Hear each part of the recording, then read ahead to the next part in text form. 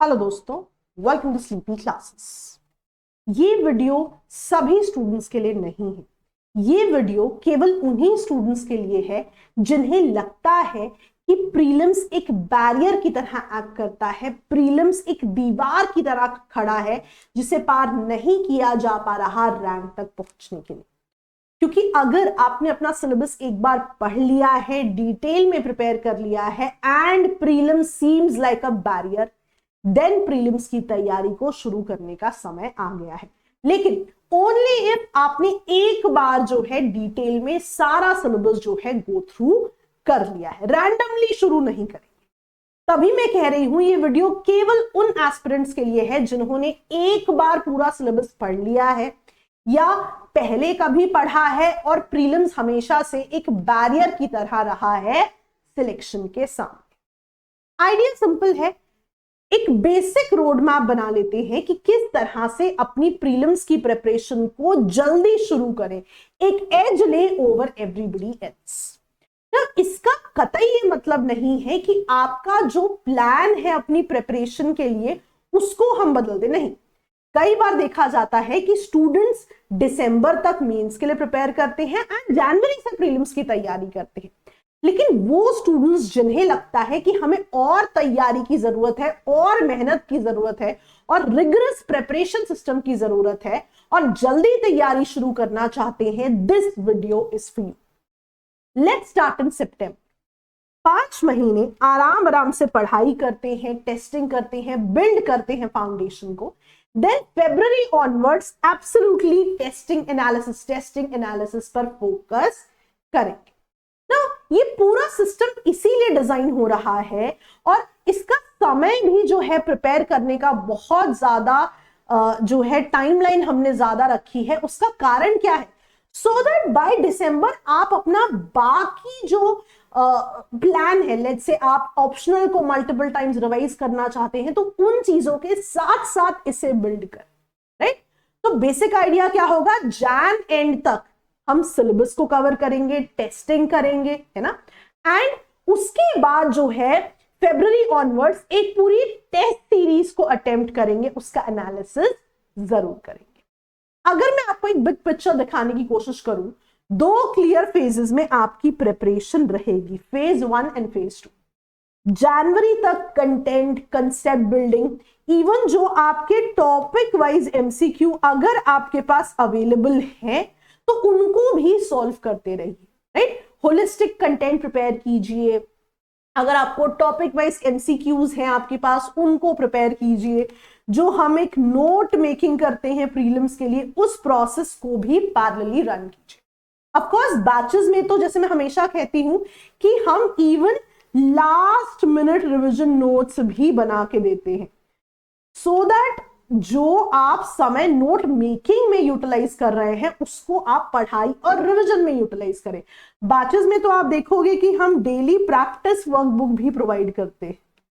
लेकिन in case you doing this on your own, जो कि एब्सोल्युटली पॉसिबल है, समय थोड़ा ज्यादा लग सकता है एवरीडे, तो आप जरूर कंसेप्ट बिल्डिंग पे फोकस करें, टॉपिक वाइज एमसीक्यू और नोट मेकिंग भी by the end of January पूरा करें।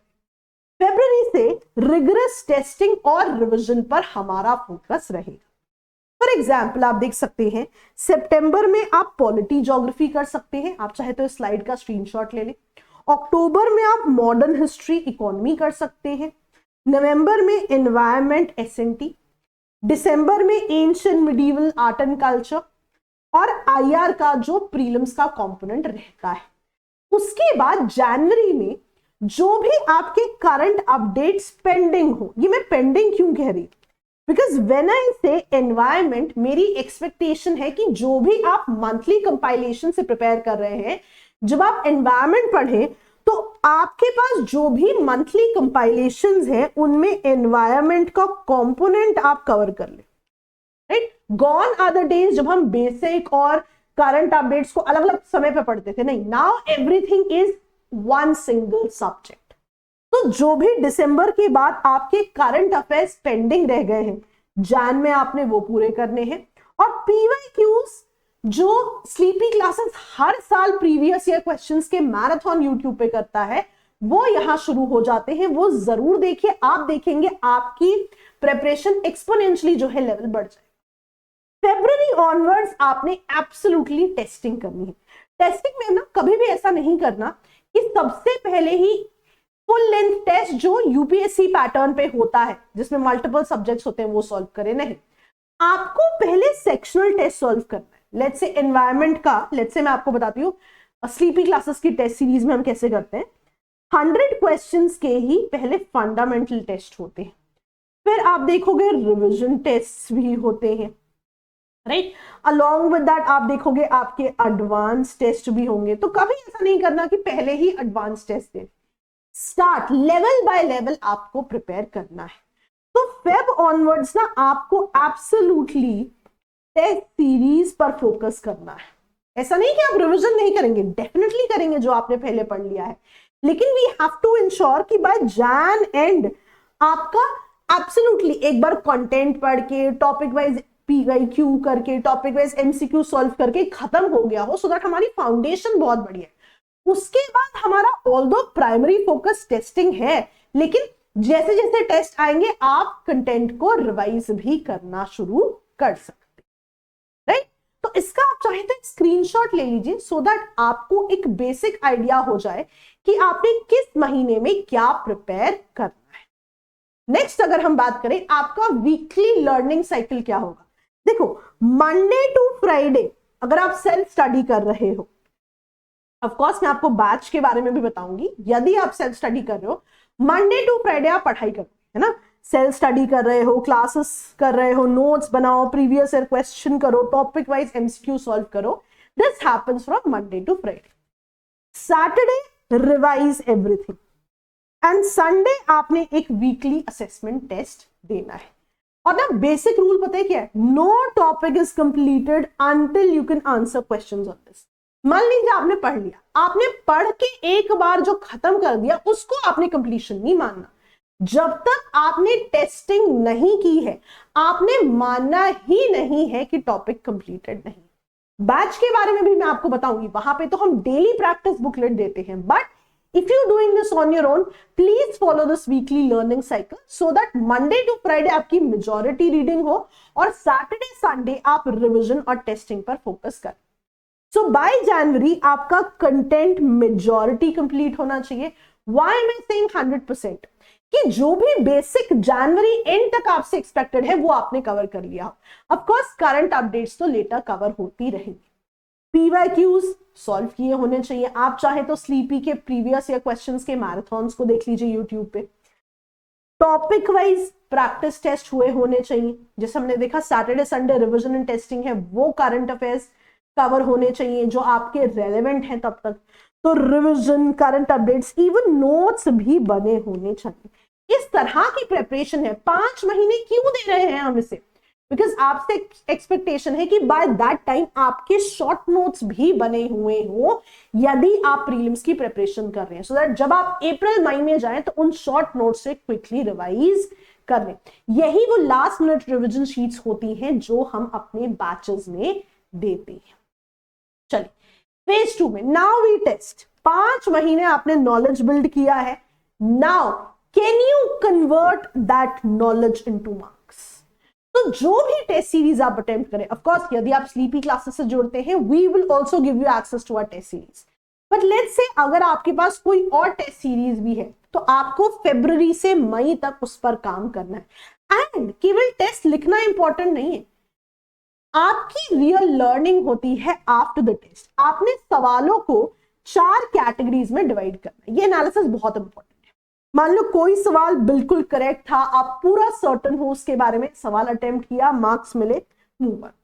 बट सवाल करेक्ट हुआ लेकिन गेस वर्क था, ऑफ कोर्स गेस वर्क की भी थोड़ी प्रैक्टिस होनी जरूरी है, क्योंकि कोई ना कोई सवाल पेपर में भी आपको लॉजिकल गेस वर्क करना है। गेस वर्क का मतलब ये नहीं है ABCD, नहीं, इट मींस लॉजिकली जो थॉट आता है आपका, right. So if it was a logical guess, understand the concept, right. Learning आपकी होनी चाहिए। If a question is wrong, find out the reason why it was wrong. अगर कोई क्वेश्चन अटेम्प्ट ही नहीं किया तो चेक करो भाई नॉलेज नहीं थी या स्ट्रैटेजी का प्रॉब्लम था। Every question must be analyse. You must know why did I lose this mark. इतने सारे महीने टेस्टिंग को देने का पर्पज ही यही है। और रादर जो भी आप टेस्ट लिखोगे ना, टेस्ट के शॉर्ट नोट जरूर बनाना, कि हर टेस्ट के शॉर्ट नोट्स हो मेरे पास। हर टेस्ट की ना एक करेक्शन नोटबुक बना लेना कि इस टेस्ट में मैंने ये 20 चीजें सीखी हैं, ये 30 चीजें सीखी हैं। बिकॉज टेस्ट के नोट्स बहुत स्टूडेंट्स नहीं बनाते हैं, और अगर ये बन जाते हैं तो इनको भी सब्जेक्ट वाइज अपने नोट्स में ऐड कर लेना। आप देखोगे कि आपकी आउटपुट बहुत ज्यादा बढ़ जाएगी। तो बेसिक आइडिया सिंपल है, आपको जनवरी एंड तक syllabus plus daily MCQs plus previous year questions along with the notes करना है, and then you start with your testing system. तो अब हमें पैनिक नहीं चाहिए कि क्या होगा, कैसे करेंगे। Let's have a plan, let's have structure. और मैं आपको यहां पर स्लीपी के बैच के बारे में भी बताऊंगी। बैच का नाम मैं आपको बताऊं, all you need for prelims 2027। अगर आप सेल्फ स्टडी करना चाहते हैं तो अभी तक जो हमने कहा है उसको फॉलो कीजिए, डेफिनेटली आपको एक स्ट्रक्चरिंग मिलेगी। बट हमारा भी एक बैच आ रहा है, डिफरेंट स्टेजेस में आ रहा है, मैं आपको इसके बारे में बताती हूं। आई इस बैच के बारे में अगर मैं आपको बताऊं, इस बैच में 2 स्टेजेस हैं। पहली स्टेज पे आप डेली पढ़ाई कर रहे हैं, आप देख सकते हैं कि पूरा स्केड्यूल डिजाइंड है। कोई भी दिन ऐसा नहीं है जहां आपको सोचना है क्या करें, हमने पूरा स्केड्यूल डिजाइन करके रखा है। हर रोज आप देखेंगे आपको प्रैक्टिस वर्कबुक भी डे वाइज मिल रही है, और हर सब्जेक्ट खत्म होने के बाद जब आपने डेली प्रैक्टिस वर्कबुक्स को सॉल्व किया है, आपका एमसीक्यू टेस्ट भी रहेगा। अभी हम एक्चुअल प्रीलिम्स टेस्ट सीरीज के फेज पर नहीं आ रहे हैं, आप देखिए कितने लेवल पर यहां टेस्टिंग हो रही है। बट अगर मैं आपको आपका डेली स्केड्यूल बताऊं, आपने लाइव क्लास लगाई, पीडीएफ पढ़ा, उसके बाद you get access to 3 sheets. Foundation में भी हम ये शीट्स देते हैं। अब ये शीट्स जो है प्रीलिम्स के हिसाब से डिजाइन होकर भी बैच में डेली मिलेगी, राइट। मैंने कई बार ये शीट्स पहले भी बताई हैं, आप देख सकते हैं। सबसे पहले जो भी आप क्लास में पढ़ते हैं उसकी एक आपको चेकलिस्ट मिल जाती है, राइट। और चेकलिस्ट भी ऐसा नहीं कि टॉपिक का नाम दे दिया, बस डिटेल में बिल्कुल माइक्रो टॉपिक लिस्ट मिल जाती है। इसका एडवांटेज क्या है, सबसे पहले आपको पता लग जाता है कि क्या क्या टॉपिक्स पढ़ने थे ना। प्रीलिम्स में ना एक चीज होती है कि जब हम प्रीलिम्स के पास जाते रहते हैं ना, क्योंकि सिलेबस बहुत ज्यादा होता है, it's very difficult to keep a track of क्या क्या पढ़ लिया। This will act as your micro topic list. Also ये आपके रिविजन में भी बहुत काम आती है, बिकॉज छोटी छोटी चीजें भी इस चेकलिस्ट में दी हुई है। इसके बाद आपको डेली प्रैक्टिस वर्कबुक भी मिलती है। फाउंडेशन बैचेस में हम एक मेंस का क्वेश्चन भी ऐड करते हैं। यहां पर हमारा फोकस एब्सोल्युटली प्रीलिम्स रहेगा। साथ ही आपको नोट्स अलग से बनाने की आवश्यकता नहीं है, लास्ट मिनट रिवीजन नोट्स भी हम बनाकर आपको देते हैं। सो बेसिक आइडिया सिंपल है, डेली जो एक स्केड्यूल है वो आपका यहां पर फिक्स्ड है। उसके बाद स्टेज 1 की हमने बात कर ली, टेस्टिंग कर ली, रिवीजन कर लिए, नोट्स बना लिए। स्टेज 2 में आप टेस्ट सीरीज की शुरुआत करेंगे। आप देखेंगे हर 2-3 दिन में there will be a test. But जैसा मैंने आपको कहा था कि टेस्टिंग रैंडम नहीं हो सकती। आप देखेंगे पहले फंडामेंटल टेस्ट होंगे बहुत सारे, उसके बाद जाके कहीं आपके रिवीजन टेस्ट होंगे, एडवांस टेस्ट होंगे, इवन आप देखोगे आपके कंप्लीट करंट अफेयर्स के टेस्ट होंगे, special test on budget and eco survey, और फिर जाके कहीं फुल लेंथ टेस्ट जो है वो भी रहेंगे। तो बेसिक आइडिया सिंपल है कि जो प्लान आप खुद फॉलो कर रहे थे, जो मैंने आपको सेल्फ स्टडी प्लान बताया, वही प्लान हम यहां पर फॉलो अपने जो बैच के स्टूडेंट्स रहेंगे उनसे भी यही सिस्टम फॉलो कराएंगे।